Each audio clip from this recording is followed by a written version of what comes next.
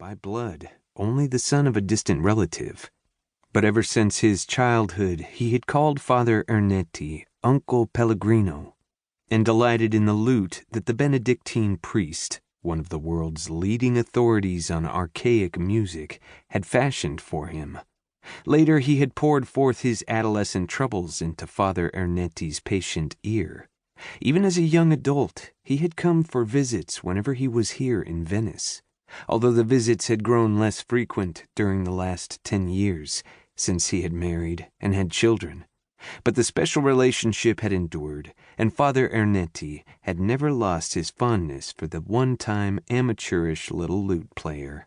He also knew him to be a bit of a blabbermouth, congenitally unable to keep a secret, which was the real reason why, knowing he would not outlive this spring of Anno Domini 1994, he had telegraphed the young man, imploring him to come to the Abbey of San Giorgio Maggiore without delay, one last time, and why, when the young man had arrived, he had made a confession to him, knowing that sooner or later the confession would become public property, and now his meager bed was like a rack on which his soul was stretched by his conscience.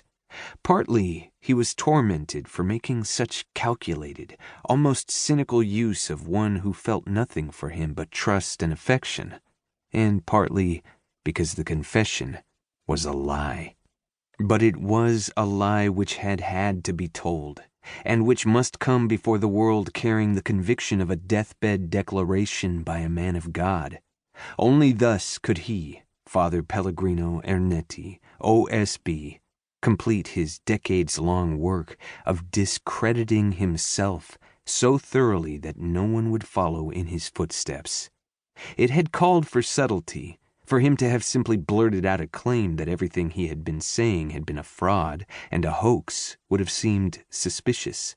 Those who insisted in seeing a conspiracy in everything, understandable in this sad century, would have instantly assumed that pressure had been brought to bear on him by the church hierarchy, or by whatever vast, all-powerful, and probably imaginary conspiratorial organization was the currently fashionable secular substitute for the adversary.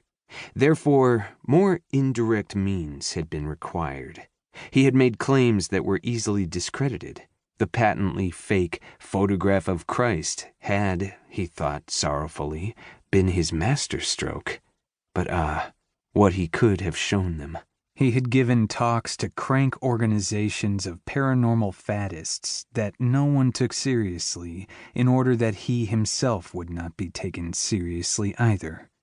And now, in a final bit of indirection, he had not actually denied to his young relative that his experiments had taken place, but only made the false assertion that they had failed. In short, he had taken infinite pains to make sure no one else would ever build another machine like the one he had built and later destroyed. He had known in his soul that it must be destroyed as far back as the early 1970s. For he had come to see that it could be the instrument of a dictatorship beyond the dreams of the most godless tyrants of history. But even then, he had been weak and listened to the poisonous whisperings of the adversary.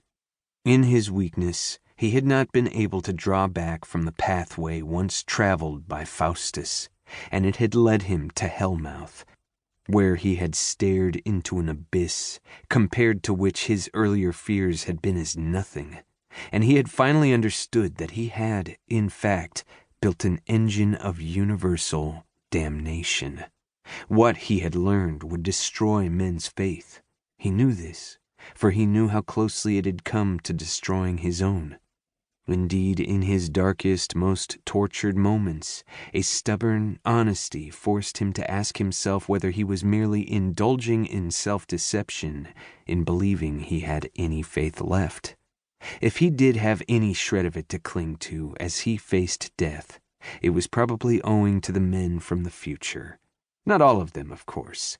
Some, indeed, only demonstrated the lengths to which human evil, and he was convinced demonic possession, could be carried, for they were men who had sought to become more than men, and, of course, had succeeded only in becoming less, because